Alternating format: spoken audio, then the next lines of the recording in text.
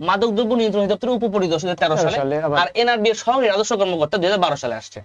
তো এই ক্ষেত্রেও দেখেন কোশ্চেনটা কি বলছে, 160 টাকায় একটা দ্রব্য ক্রয় করলে যদি 15% কমিশন পাওয়া যায় তবে দ্রব্যটি ক্রয় করতে কত টাকা লাগবে। আমরা অনেক সময় লাইব্রেরিতে যাই বই কিনতে, বইয়ের গায়ে লেখা থাকে 160 টাকা, দোকানদার মা বলে বাবা আপনার জন্য 15% ডিসকাউন্ট আছে। এখন 160 টাকা তো আমাকে নিবে না, 15% ডিসকাউন্ট দিবে, 100 টাকায় সে 15 টাকা ডিসকাউন্ট দিবে, তাহলে 160 টাকায় কত টাকা ডিসকাউন্ট দিবে, সেটা হবে আমার ক্রয় মূল্য।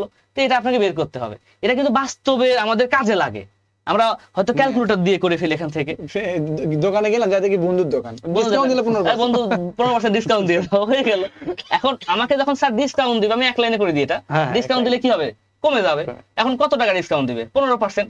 এখন এই যে টাকাটা আছে তারই তো 15% ডিসকাউন্ট আমাকে দিবে। এই যে বাস আমার লাইন হয়ে গেল। এখন আমি ক্যালকুলেশন করলে এটা চলে আসবে। ওকে, তো এখানে করে দিই 160 থেকে মাইনাস হবে। এটা অন্যভাবেও করা যায়, ঐকিক নিয়মেও করা যায়, আমি জাস্ট এভাবে করাইলাম যেটা আমার ভালো লাগে। নরমালি আপনি এখান থেকে করতে পারেন, এখানে 3 5 15, 5 2 10 8, 24 টাকা এখান থেকে কমে যাবে। তো 160 থেকে 24 টাকা মাইনাস করে দেন, 136 টাকা হয়ে যাবে। ব্যাস, এই যেটা হচ্ছে आंसर। আপনি এটা ঐকিক নিয়মে করতে পারেন, বিভিন্ন নিয়ম আছে, মানে এই না যে আমি যেটা করাইলাম মানে এটাই আপনার করতে হবে। আপনার এটা ভালো লাগে না আপনি অন্য নিয়ম করেন, আমি এটা করাইলাম যে এটাই করতে হবে তা কিন্তু না, এখানে বিভিন্ন ভাবে অঙ্কগুলো করা যায়।